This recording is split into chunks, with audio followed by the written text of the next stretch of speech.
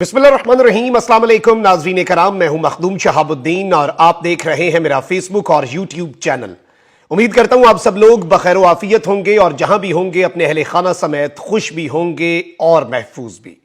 नाज़रीन कराम, chief justice of Pakistan ने स्टेट बैंक को फंड्स जारी करने का बराह रास्त हुक्म दे दिया है और अब यह हुक्म कहर ढाने लगा है। नमाज जुम्मा के बाद अब खौफनाक खबरें आना शुरू हो चुकी हैं। हंगामी इजलास तलब हो चुका है और 8 जजेस, जिनमें chief justice of Pakistan justice Umar Ata Bandial भी हैं, इन 8 जजेस को निकालने के अमल का आगाज हो चुका है। इस सब के अंदर अब बात किस तरह से आर्मी चीफ और पाकिस्तान की अफवाज तक आ पहुंची है और अब गेम किस तरह से उनके कोर्ट में यह गेंद जाने जा रही है और इस सारे के सारे मामले में एक बहुत बड़े इम्तिहान का आगाज होने जा रहा है। काफी ज्यादा पॉलिटिकल हैपनिंग्स हैं, काफी ज्यादा पॉलिटिकल इस वक्त डिटेल्स हैं जो इस वक्त आपके सामने रखनी है। वहीं दूसरी जानिब आपको पता है कि इन चैंबर समाअत हुई और तमाम तर लोगों को लाइन हाजिर किया हुआ है honourable chief justice of Pakistan justice Umar Ata Bandial ने, और किसी भी सूरत चीफ जस्टिस जो है वो सरेंडर करने के लिए या आइन और कानून से हट के प्रेशर में आकर कोई फैसला करने के लिए तो तैयार नहीं है। और आप देख लें कि चीफ जस्टिस बिल्कुल इस वक्त 100% क्लियर है कि तौहीद अदालत की कार्रवाई भी हम बाद में करेंगे। लेकिन आज जो चीफ जस्टिस ने जिस तरह से डायरेक्शन दी है ना कि मुझे एक जुमले की रिपोर्ट चाहिए कि फंड्स हैव बीन रिलीज्ड, इस तरह की बात हुई है। इस सब के अंदर वजीर आजम शहबाज शरीफ से इलेक्शन फंड से मुतल्लिक इन चैंबर समाअत पर मुशावरत के बाद अटॉर्नी जनरल भी सुप्रीम कोर्ट पहुंचे और शहबाज शरीफ जो है उन्होंने इस समाअत से पहले अटॉर्नी जनरल जो है उन्हें तलब किया और इस सब के अंदर सुप्रीम कोर्ट से ये फौरी वजीर आजम ऑफिस पहुंचे जो अटॉर्नी जनरल है। और मीडिया से गैर रस्मी गुफ्तगू में अटॉर्नी जनरल ने कहा कि पार्लियामेंट ने हुकूमत को फंड्स जारी करने से रोका हुआ है। अब वफाकी हुकूमत के पास इलेक्शन फंड्स जारी करने का कोई इख्तियार ही नहीं है, हमें तो पार्लियामेंट ने हमारे हाथ बांध दिए हैं। और अटॉर्नी जनरल जो है इस सब के बाद मुशावरत करके सुप्रीम कोर्ट पहुंचे और उन्होंने कहा कि जब पार्लियामेंट ने फंड्स देने से मना कर दिया तो हुकूमत कैसे दे सकती है। आज हुकूमती मौकफ इन चैंबर समाअत के दौरान पेश करेंगे, ये इनका मौकफ था। लेकिन अब दिलचस्प मामला क्या हुआ है, इंटरेस्टिंग डेवलपमेंट क्या हुई है कि सुप्रीम कोर्ट ने पंजाब में इंतखाबात के लिए कायम मकाम गवर्नर स्टेट बैंक को इलेक्शन कमीशन को बराह रास्त फंड्स जारी करने का हुक्म दे दिया है। अब अगर इलेक्शन कमीशन को बराह रास्त फंड स्टेट बैंक जारी नहीं करता तो फिर इन्हें घर जाना पड़ेगा, क्योंकि डायरेक्टली बड़ा वेरी क्लियरली इन्हें यह डायरेक्शन दी गई है और यह पक्का पक्का फारिग हो जाएंगे। और यहां पर जो स्टेट बैंक है उसे कह दिया गया है कि हुकूमत के पास तो पैसे हैं, रिपोर्ट चीफ जस्टिस को आज दे दी गई, उसे कहा गया है कि हुकूमत के अकाउंट से निकालो पैसे और डालो इलेक्शन कमीशन के अकाउंट के अंदर। पंजाब में इंतखाबात के लिए फंड्स के इजरा के मामले पर चीफ जस्टिस की सरबराही में इन चैंबर समाअत जारी रही। सुप्रीम कोर्ट में होने वाली इन चैंबर समाअत में आज बेंच के तीनों अरकान शरीक हुए, जिनमें चीफ जस्टिस की सरबराही में जस्टिस एजाजुल हसन और जस्टिस मुनीब अख्तर ने समाअत की। स्पेशल सेक्रेटरी खजाना और एडिशनल सेक्रेटरी खजाना भी 3 रुकनी बेंच के सामने पेश हुए। इसके अलावा attorney general, secretary election commission, वजारत खजाना और स्टेट बैंक के हुक्काम भी इन चैंबर जो समाअत थी उसमें पेश हुए। जराये के मुताबिक समाअत के दौरान कायम मकाम गवर्नर स्टेट बैंक के हमरा आने वाले दीगर अफसरान को चैंबर से बाहर भेज दिया गया, जबकि वजारत खजाना के स्पेशल और एडिशनल सेक्रेटरी के अलावा दीगर हुक्काम को भी समाअत के वक्त बाहर भेजा गया। अटॉर्नी जनरल, सेक्रेटरी और डीजी लॉ इलेक्शन कमीशन समाअत में मौजूद रहे। और ये इन चैंबर समाअत होती है, इसकी उस तरह से तो चीजें सामने नहीं आती, जो एक नॉर्मल कमरा अदालत में सहाफी भी बैठे होते हैं, रिपोर्ट कर रहे होते हैं, लेकिन यहां पर जराए बहुत कुछ बता रहे हैं। जराए का कहना है कि जजेस ने इलेक्शन के लिए फंड्स जारी ना करने पर बहुत बरहमी का इजहार किया और वाजे किया कि अदालती हुक्म पर अमल तो करना पड़ेगा, इसके अलावा तो कोई चारा नहीं है।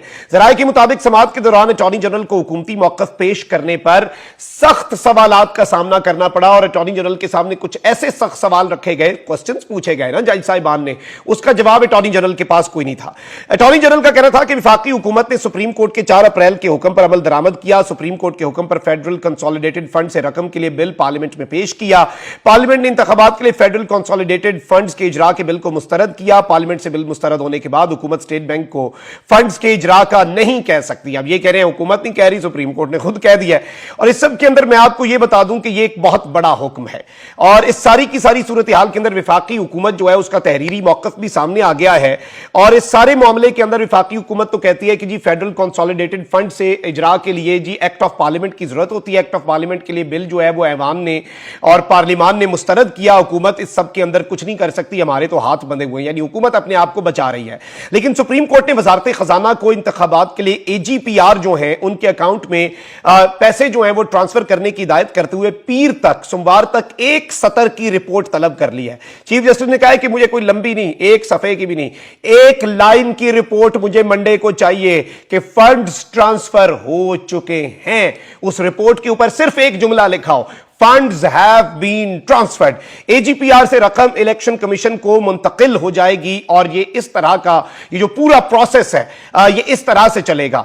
अब यहां पर आज बड़ी तादाद में जो लॉयर कम्युनिटी है वो सुप्रीम कोर्ट के बाहर गए। तमाम पार्टीज के लॉयर जो आजाद लॉयर हैं अपनी पार्टी वाबस्तगियों को पीछे छोड़कर चीफ जस्टिस ऑफ पाकिस्तान और सुप्रीम कोर्ट के साथ सॉलिडारिटी के लिए गए। लेकिन अब यहां पर बात जो है नाज़रीन कराम फौज तक किस तरह से आएगी, यह बड़ा दिलचस्प मामला है। अच्छा, पार्लियामेंट का जो हंगामी इजलास है वो 5 बजे तलब कर लिया गया है। अभी आर्मी चीफ पहुंच चुके हैं, डीजी आईएसआई जो है वो भी पहुंच चुके हैं और उन्होंने इन कैमरा ब्रीफिंग देनी है पार्लियामेंटेरियंस को। पार्लियामेंट हाउस पहुंच चुके हैं और उसके बाद अब पार्लियामेंट का इजलास बुलाना ये भी एक बड़ा क्लियर इंडिकेशन है। लेकिन अब ये मामला फौज तक किस तरह से आएगा ये बहुत इंटरेस्टिंग है। आप ये देखें कि चीफ जस्टिस ऑफ पाकिस्तान तौहीन अदालत की कार्रवाई कर सकते थे, वो करेंगे भी आगे जाके, वो शहबाज शरीफ को फारिग कर देते। उसके बाद जी क्या होता, एक वजीर आजम चला गया, अगला वजीर आजम आ रहा है, जोड़ तोड़ हो रहा है पार्लियामेंट का, भाई 5 दिन बाद सेशन है, 6 दिन बाद, और जी नया वजीर आजम आएगा, नया वजीर आजम आके हल्फ उठाएगा, फिर चीफ जस्टिस नए वजीर आजम को कहेंगे कि भाई फंड्स जारी करो, वो कहेगा भाई मैं फंड्स जारी नहीं कर रहा, वो टाइम लेगा। इस तरह तो तौहीन अदालत की कार्रवाई तो हो जाएगी लेकिन इलेक्शंस का काम तो नहीं होगा, इलेक्शंस तो इल्तवा में ही डलेंगे और यही ये सब चाहते हैं, उसमें तो डिले आता जाएगा। चीफ जस्टिस ने कहा कि मैं डायरेक्ट अब ऑर्डर्स दूंगा और मैं आर्टिकल 191 जो है और दीगर आर्टिकल्स जो है जो पाकिस्तान की तमाम एग्जीक्यूटिव और जुडिशियल अथॉरिटीज को बाउंड करते हैं कि वो सुप्रीम कोर्ट के जुडिशियल ऑर्डर की एड में हर काम करें, तो उसके तहत चीफ जस्टिस अब ऑर्डर्स दे रहे हैं। अब इसके बाद जब फंड्स ट्रांसफर हो जाते हैं तो उसके बाद what will be the next step, आपको भी बताया अगला स्टेप सिक्योरिटी है और सिक्योरिटी के हवाले से पंजाब पुलिस, दीगर कानून नाफिज करने वाले इदारे और इवन जो अफवाज पाकिस्तान है उनके नुमाइंदों को सुप्रीम कोर्ट ऑफ पाकिस्तान में तलब किया जा सकता है और उनसे जो एक डायरेक्ट मौकफ है, जो एक फर्स्ट हैंड मौकफ होता है, वो उनसे जरूर मांग कर और उसके बाद डायरेक्ट ऑर्डर्स भी दिए जा सकते हैं। क्योंकि सुप्रीम कोर्ट ने जिस तरह स्टेट बैंक ऑफ पाकिस्तान को डायरेक्ट ऑर्डर दे दिया, स्टेट बैंक को ऑर्डर आना था हुकूमत से, हुकूमत ने ऑर्डर नहीं दिया, सुप्रीम कोर्ट ने डायरेक्ट ऑर्डर दे दिया है। इसी तरीके से पाकिस्तान की जो अफवाज है, पाकिस्तान की आर्म्ड फोर्सेस हैं, उन्हें भी direct order supreme court of Pakistan की तरफ से दिया जा सकता है बहुत क्लियरली इसी तर्ज के ऊपर, क्योंकि चीफ जस्टिस ने ये आधा काम तो करना नहीं है, ये आधा अधूरा काम तो होना नहीं है।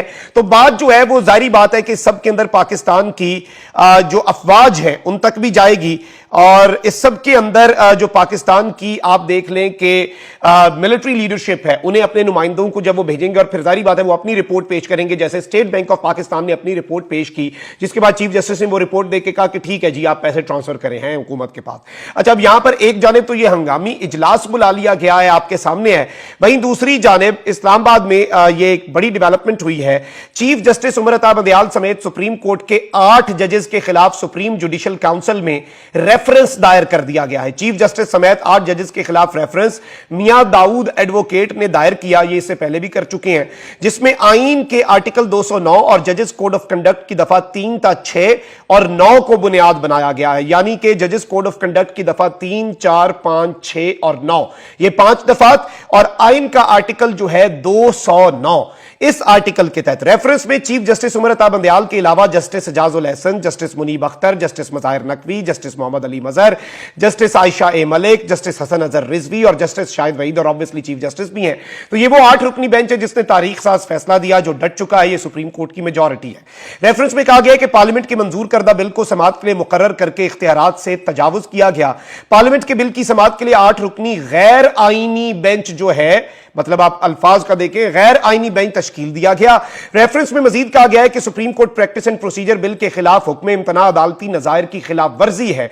जजेस के खिलाफ रेफरेंस की कॉपी जस्टिस फाइज ईसा, जस्टिस तारिक मसूद, जस्टिस मंसूर को भिजवाई गई। अब ये एक और बड़ी इंटरेस्टिंग चीज है कि इस रेफरेंस की कॉपी जो है वो इन 3 जज साहिबान को भी भिजवाई गई है। और आपको पता है कि इसके अंदर वैसे chief justice Sindh high court और chief justice Lahore high court को भी इस रेफरेंस की जो कॉपीज हैं वो भिजवाई गई हैं, लेकिन जस्टिस काजी फाइज ईसा को इसकी कॉपी, क्योंकि ये सुप्रीम जुडिशियल काउंसिल के मेंबर भी हैं और ऑब्वियसली चीफ जस्टिस तो खुद भी मेंबर है, उनके ऊपर अब ये बात आ चुकी है।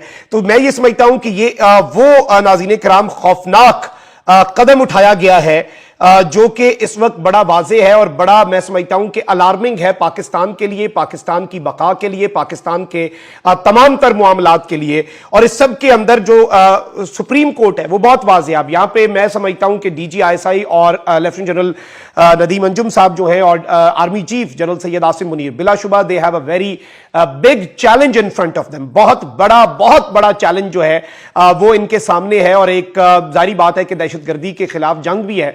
लेकिन इस सब के अंदर गवर्नमेंट जो है उससे देखना यह है कि आज की जो यहां पे इन कैमरा ब्रीफिंग होनी है, ये खान साहब के दौर में भी ब्रीफिंग हुई थी, this is not something new.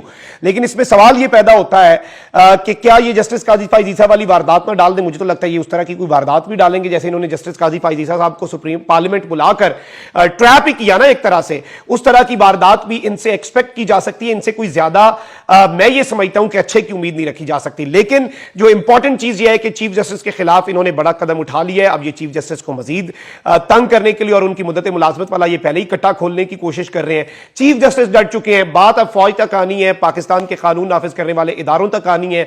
और सुप्रीम कोर्ट ने इसी तर्ज के ऊपर जो एक चीज नजर आ रही है कि इन इदारों को बुलाकर इनसे पूछना है कि भैया आप सिक्योरिटी दे सकते हैं कि नहीं और कितनी सिक्योरिटी, हमें रिपोर्ट दें, हमें आगाह करें। जब वो आगाह करेंगे उसके बाद सुप्रीम कोर्ट ने डायरेक्ट ऑर्डर्स दे देने हैं। फिर वजारत दाखिला, वजारत दिफा, इनके ऑर्डर्स की कोई वक़्त नहीं रह जाएगी, क्योंकि ऑब्वियसली सुप्रीम कोर्ट सुप्रीम है और आइन के मुताबिक सबने उस पर अमल दरामद भी करना है।